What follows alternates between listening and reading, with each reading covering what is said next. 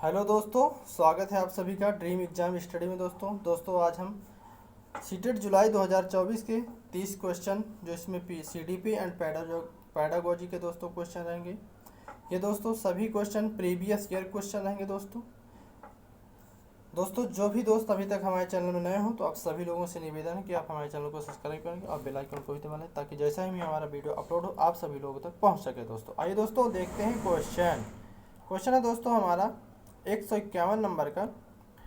Lawrence Kohlberg के नैतिक विकास के सिद्धांत के किस चरण में बच्चे दूसरों के इरादों की अपेक्षा करते हैं तथा अधिकार और नकारात्मक परिणामों के डर पर ध्यान केंद्रित करते हैं। क्वेश्चन नंबर पहला है दोस्तों यानी 151 नंबर का। दोस्तों लॉरेंस कोहलबर्ग के नैतिक विकास के सिद्धांत दोस्तों किस चरण में बच्चे जो है दूसरों के इरादों की उपेक्षा करता है और अधिकार और नकारात्मक परिणामों के डर पर ध्यान केंद्रित करता है, तो वह कौन सी अवस्था होगी हमको ये बताना है दोस्तों। ऑप्शन ए है सजा और आज्ञाकारिता अभिविन्यास होगा, या ऑप्शन नंबर बी अच्छा लड़का अच्छी लड़की अभिविन्यास होगा, या ऑप्शन नंबर सी कानून व्यवस्था अभिविन्यास होगा, या ऑप्शन डी सामाजिक अनुबंध अभिविन्यास होगा। क्या होगा दोस्तों इसका उत्तर?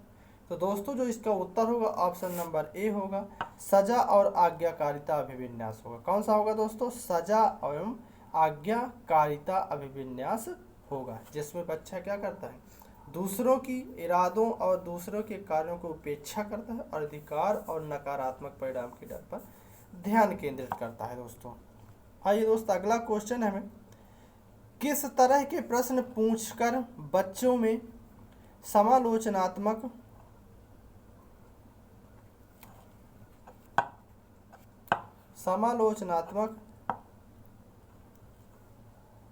सोच को बढ़ावा दिया जाता है। दोस्तों ऐसे कौन से प्रश्न पूछे जाए दोस्तों जिसमें बच्चों को उनके कार्य जैसे वो जैसे क्वेश्चन कर रहे हैं तो उनके विश्वास को बढ़ाए रखने के लिए दोस्तों हमें कैसे क्वेश्चन को उनसे पूछना चाहिए।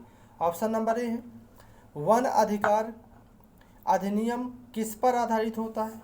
Option number A. Option number B है, त्रिभुज के कोणों के योग क्या होता है? ऑप्शन नंबर सी, पृथ्वी के वायुमंडल की विभिन्न परतों के नाम लिखिए, या ऑप्शन नंबर सी, बीज के अंकुरण के लिए हवा की आवश्यकता होती है, सिद्ध करने के लिए एक प्रयोग की रूपरेखा तैयार कीजिए। बताइए दोस्तों उनके विश्वास को बढ़ाने के लिए हमें कैसे प्रश्न बच्चों से पूछना चाहिए। दोस्तों तो कैसे प्रश्न पूछना चाहिए दोस्तों, इसका उत्तर होगा ऑप्शन नंबर डी होगा, यानी बीज को अंकुरण के लिए हवा की आवश्यकता होती है और सिद्ध करने के लिए एक प्रयोग की रूपरेखा तैयार करना चाहिए। दोस्तों ठीक है ना, उनके पर्यावरण से संबंधित ही उनको क्वेश्चन हमें करना होगा। क्वेश्चन नंबर 153 है, दिव्यांग छात्रों की शिक्षा के संदर्भ में निम्नलिखित में से किस प्रावधान को राष्ट्रीय शिक्षा नीति 2020 द्वारा बढ़ावा नहीं दिया गया है?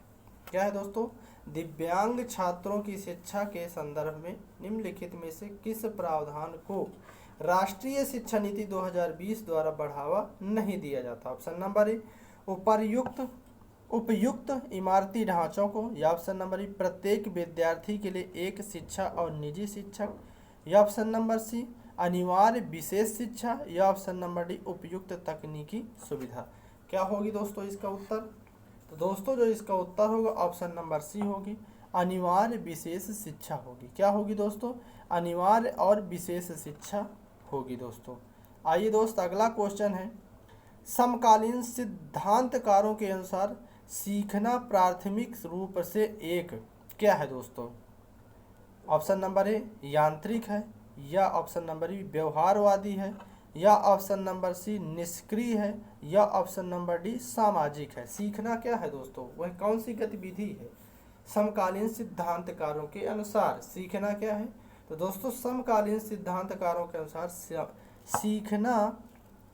सीखना प्राथमिक रूप से एक सामाजिक गतिविधि है। क्या है दोस्तों?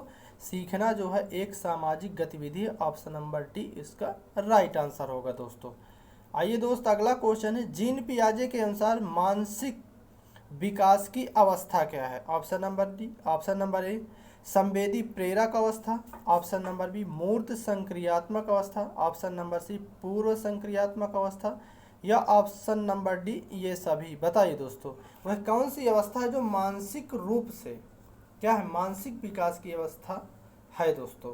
तो कौन सी अवस्था होगी दोस्तों? यह होगी ऑप्शन नंबर डी, यानी यह सभी होगी। कौन सी? संवेदी प्रेरक अवस्था भी होगी, मूर्त संक्रियात्मक अवस्था और पूर्व संक्रियात्मक, ये सभी अवस्थाएं क्या होगी? मानसिक विकास के लिए आवश्यक होंगी दोस्तों। क्वेश्चन नंबर 156 है दोस्तों, वह बालक जो डॉट डॉट ग्रस्त है, गणित अवधारणाओं को स्पष्ट नहीं समझ पाता है। कौन सा दोष है दोस्तों उस बालक में जो वह गणित की अवधारणाओं को नहीं समझ पाता? ऑप्शन नंबर सी डिसकैलकुलिया है, ऑप्शन नंबर डी डिस्प्रैक्सिया है, या ऑप्शन नंबर सी डिस्फेजिया है, या ऑप्शन नंबर डी डिसलैक्सिया है? बताइए दोस्तों, वह कौन सी अधिगम अक्षमता है बच्चे पर दोस्तों, जिसमें बच्चा क्या करता है? गणित की अवधारणाओं को स्पष्ट रूप से नहीं समझ पाता है दोस्तों। तो कौन सी अवधारणा है दोस्तों, कौन से दोस्तों उसमें विकार है दोस्तों? ऑप्शन नंबर ए होगा, बच्चे में डिसकैलकुलिया है। क्या है दोस्तों? डिसकैलकुलिया अक्षमता है बच्चे में, जो बच्चा गणित की अवधारणाओं को नहीं समझ पा रहा है। क्वेश्चन नंबर 157 है दोस्तों, अधिगम करता हेतु अधिगम का मुख्य आधार होता है, क्या होता है? परिपक्वता होती है, शारीरिक विकास होता है, विद्यालय को बनावट होती है, या इनमें से कोई नहीं होता है? बताइए, अधिगम करता हो तो अधिगम का मुख्य आधार होता है, क्या होता है दोस्तों? अधिगम कर्ता का मुख्य आधार तो क्या होता है दोस्तों? यह आधार होती है परिपक्वता। क्या होती है दोस्तों? परिपक्वता होती है, ठीक है ना, प्रौढ़ होते हैं, ठीक है ना। आइए अगला क्वेश्चन है, किसी सृजनशील बालक का लक्षण है?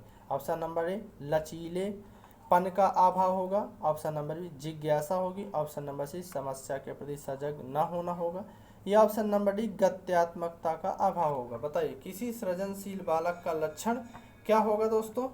तो दोस्तों क्या होगा इसका उत्तर? इसका उत्तर होगा ऑप्शन नंबर बी होगी, जिज्ञासा होगी। क्या होगी दोस्तों?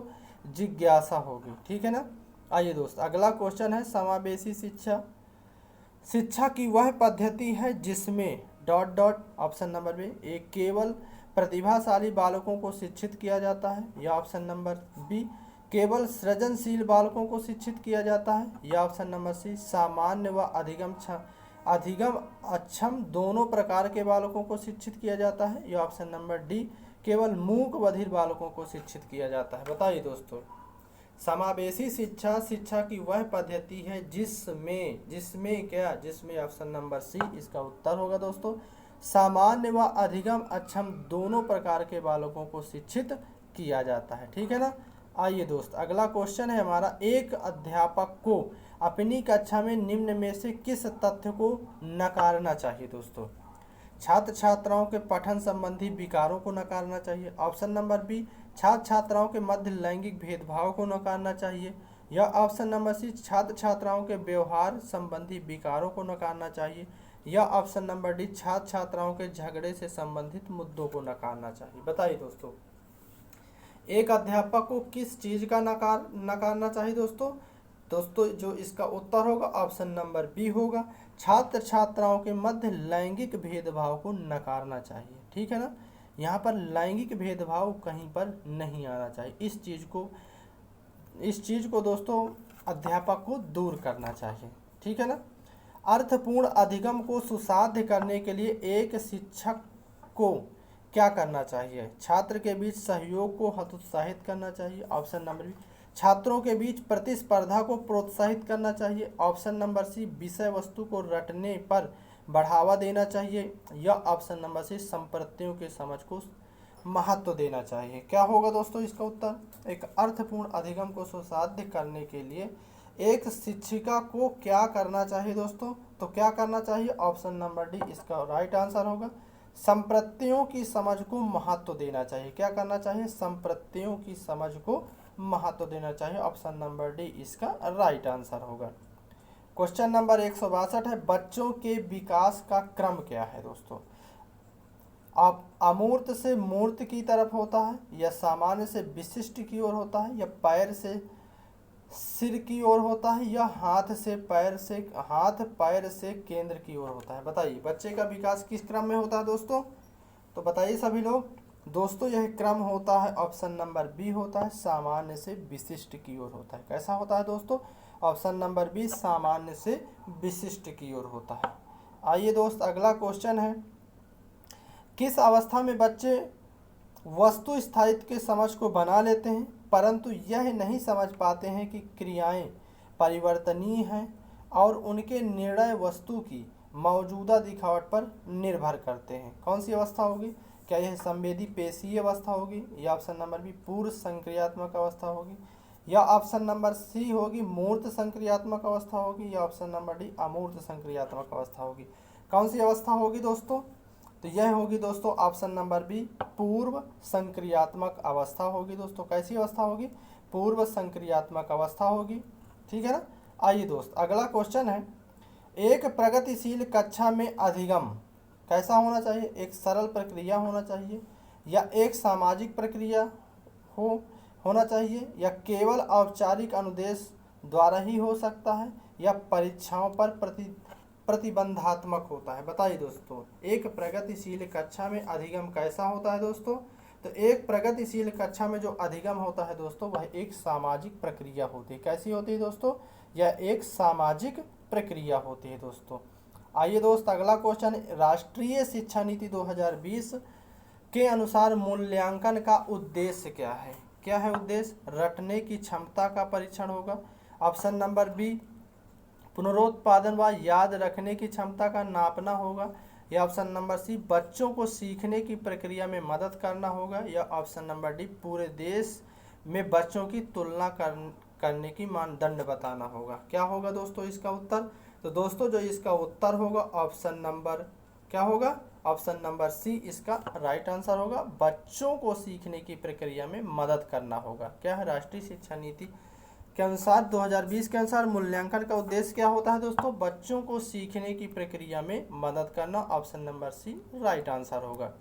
क्वेश्चन नंबर 166 है दोस्तों, प्रतिभावान विद्यार्थी कैसे होते हैं? ये पूर्ण करना। ऑप्शन नंबर ए जानकारी को जल्दी और सही तरीके से अवशोषित करते हैं, ऑप्शन नंबर बी अपने आयु स्तर के नीचे के प्रश्नों को हल करने में असमर्थ होते हैं, या ऑप्शन नंबर सी सरल और आसान कार्यों को चुनने की प्रवृत्ति रखते हैं, या ऑप्शन नंबर डी में मूल बालों की सहज को समझ का अभाव होता है?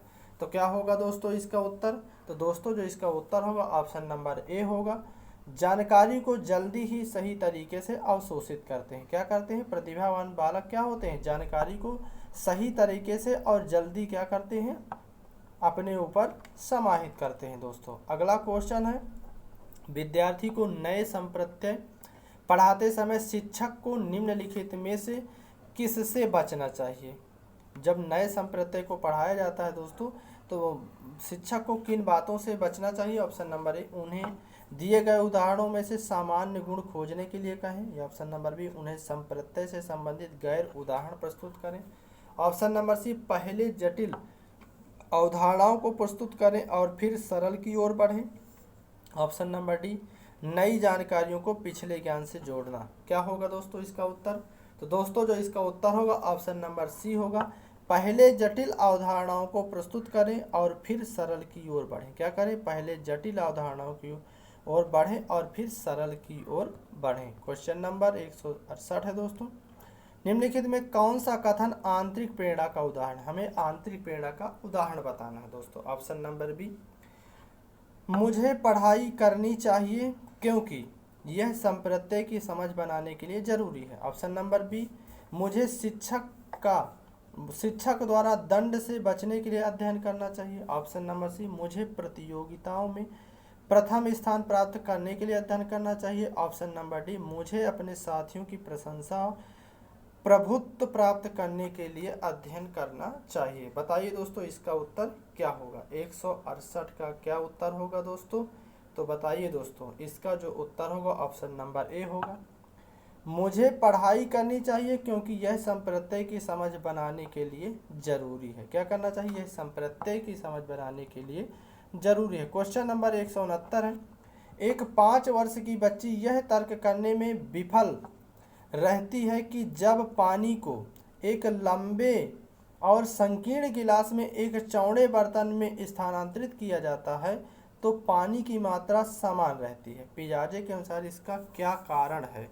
दोस्तों एक 5 वर्ष की बच्ची यह नहीं समझ पाती है कि एक लंबे बर्तन में या जिनकी क्वांटिटी, चाहे लंबा बर्तन हो या चौड़ा बर्तन हो दोस्तों, उनमें क्वांटिटी में एक ही आता है, लेकिन लंबे बर्तन में पानी ज़्यादा दिखता है और चौड़े बर्तन में पानी कम दिखता है। तो वह बच्ची उस बात को नहीं समझ पा रही है। तो बच्ची को लगता है कि जिसमें पानी ज़्यादा है, यानी वो लंबी वाली गिलास में पानी ज़्यादा है।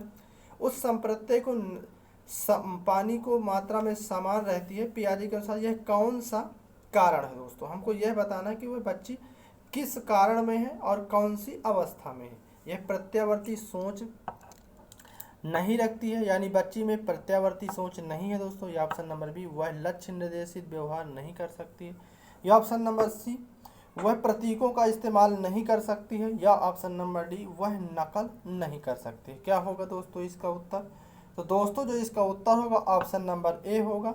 वह प्रत्यावर्ती सोच नहीं रखती है, उसको यह नहीं समझ में आता है कि दोनों ही गिलासों में पानी एक ही है, चाहे लंबी हो चाहे चौड़ी हो। ठीक है ना दोस्त? आइए दोस्तों अगला क्वेश्चन देखते हैं। कोहल वर्ग के किस चरण में व्यक्ति तर्क करते हैं कि सही कार्यवाही स्व चुने हुए नैतिक सिद्धांत द्वारा परिभाषित की जाती है? ऑप्शन नंबर ए, सजा और आज्ञाकारिता अभिविन्यास होगा। ऑप्शन नंबर बी, अच्छा लड़का अच्छी लड़की अभिविन्यास होगा। या ऑप्शन नंबर सी, कानून व्यवस्था अभिविन्यास होगा। ऑप्शन नंबर डी, सार्वभौमिक नैतिक सिद्धांत अभिविन्यास होगा। तो कौन सा अभिविन्यास है दोस्तों? बताएं सभी लोग, क्या होगा दोस्तों इसका उत्तर? तो दोस्तों जो इसका उत्तर होगा ऑप्शन नंबर डी होगा, सार्वभौमिक नैतिक सिद्धांत का अभिविन्यास होगा। क्या होगा? ऑप्शन नंबर डी, सार्वभौमिक नैतिक सिद्धांत का अभिविन्यास होगा। निम्नलिखित में से क्वेश्चन 171, निम्नलिखित में से कौन सा कथन कक्षा में सवाल पूछने के लिए संदर्भ में सही नहीं है? कैसा दोस्तों? कक्षा में सवाल पूछने के संदर्भ में सही नहीं है। ऑप्शन नंबर ए, विद्यार्थियों से प्रश्न के उत्तर पूछने का मुख्य उद्देश्य उनका परीक्षण करना है। ऑप्शन नंबर बी, विश्लेषणात्मक प्रश्न पूछने के विद्यार्थियों को समालोचनात्मक चिंतन में मदद मिलती है। या ऑप्शन नंबर सी होगा, विद्यार्थियों को कक्षा में पूछने के लिए सहित करना, विद्यार्थियों को कक्षा में सवाल पूछने के लिए उत्साहित करना। दोस्तों यहाँ पे क्या होगा? उत्साहित करना चाहिए।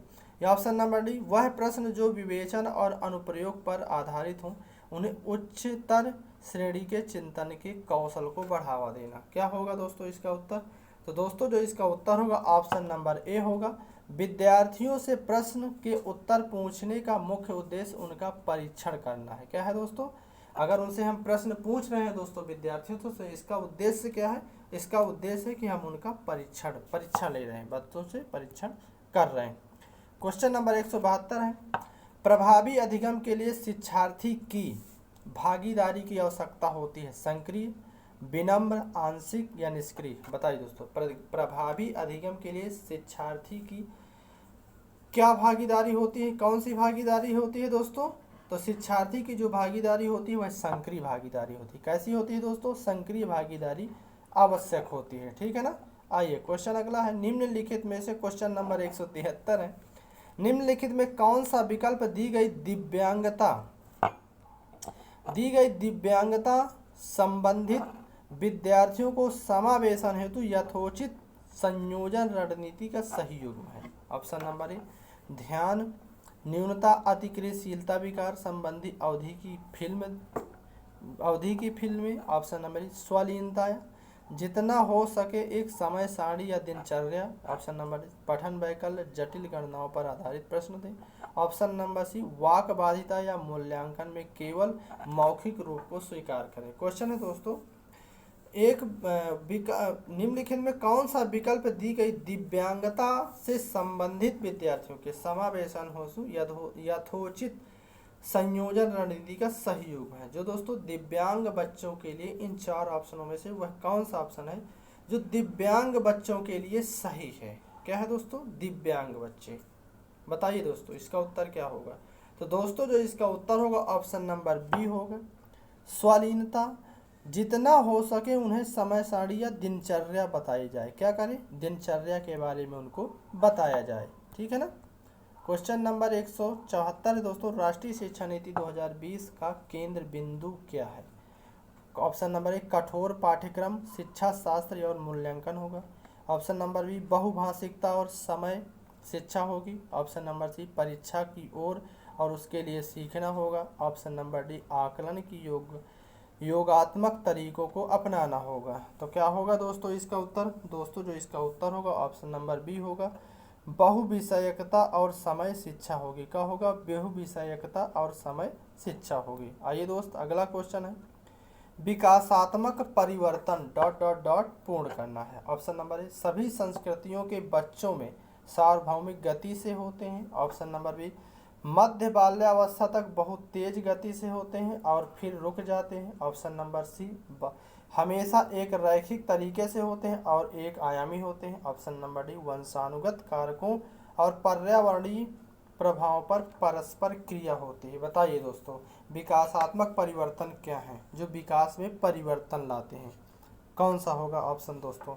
तो दोस्तों जो इसका उत्तर होगा ऑप्शन नंबर डी होगा, वंशानुगत कारकों और पर्यावरणीय प्रभावों पर परस्पर क्रिया करते हैं। वंशानुगत और पर्यावरण दोनों क्रियाएं दोस्तों परस्पर इसको प्रभावित करती हैं। ठीक है ना। आइए दोस्तों अगला क्वेश्चन है, क्वेश्चन नंबर 176 है, भारत में अधिकांश कक्षाएं बहुभाषी होती हैं। इससे शिक्षक के द्वारा रूप में देखा जाना चाहिए। शिक्षक के द्वारा किस रूप में देखना चाहिए दोस्तों? जो बहुभाषिक कक्षाएं हैं दोस्तों, तो शिक्षक के द्वारा किस रूप में देखना चाहिए? परेशानी के रूप में, समस्या के रूप में, समाधान के रूप में या बाधा के रूप में? दोस्तों शिक्षक किस रूप में देखता है बहुभाषिकता को? दोस्तों शिक्षक को बहुभाषिकता कैसी देखना चाहिए? समाधान के रूप में देखना चाहिए। कैसी देखना चाहिए दोस्तों?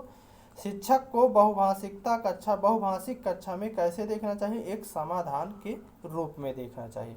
क्वेश्चन नंबर 177 है, पहले ही डॉट डॉट के विचारों से बच्चे सक्रिय ज्ञान निर्माता तथा नन्हे वैज्ञानिक हैं जो संसार के बारे में अपने सिद्धांतों की रचना करते हैं। ऑप्शन नंबर ए स्किनर के विचार हैं या पावलाव जी के विचार हैं या जुंग के विचार हैं या पियाजे के विचार हैं। बताइए भाई ये किनके विचार हैं?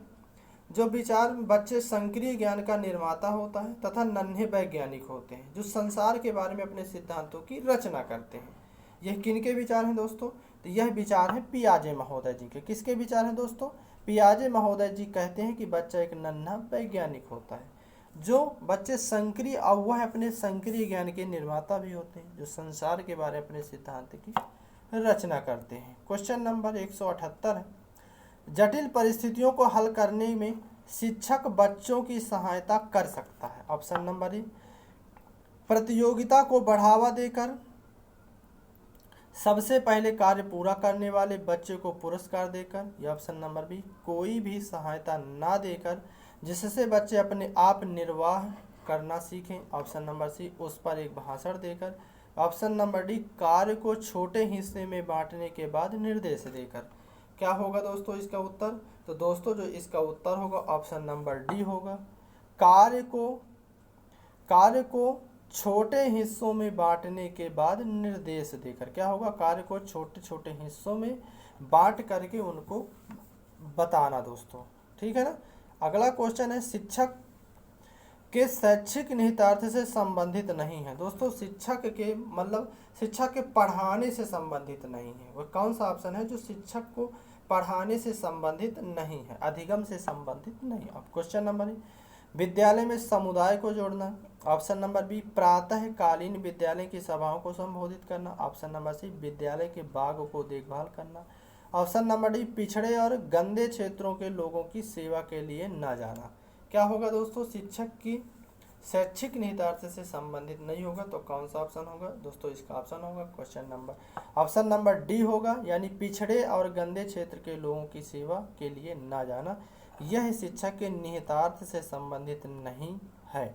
आइए दोस्त अगला क्वेश्चन और लास्ट क्वेश्चन हमारा, व्यक्तियों में एक दूसरे से भिन्नता क्यों होती है? दोस्तों जो व्यक्ति है दोस्तों, हर एक व्यक्ति इस संसार में एक दूसरे से भिन्न होता है दोस्तों, एक दूसरे से अलग होता है।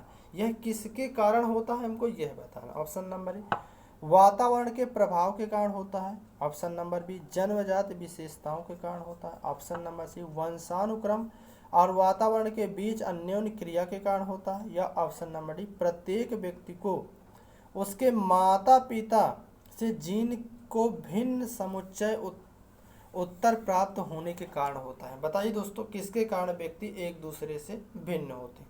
किसके कारण दोस्तों? ऑप्शन नंबर सी होगा, वंशानुक्रम और वातावरण के बीच अन्योन्य क्रिया के कारण हर एक व्यक्ति क्या होता है? एक दूसरे से भिन्न होता है। ऑप्शन नंबर सी इसका राइट आंसर होगा। धन्यवाद दोस्तों। जो भी दोस्त अभी तक हमारे चैनल में नए हों तो आप सभी लोगों से निवेदन है कि आप हमारे चैनल को सब्सक्राइब कर लें और बेल आइकन को ही दबा लें, ताकि जैसे ही हमारा वीडियो अपलोड हो आप सभी लोगों तक सबसे पहले पहुंच सकें। अपना और अपने का ख्याल रखें।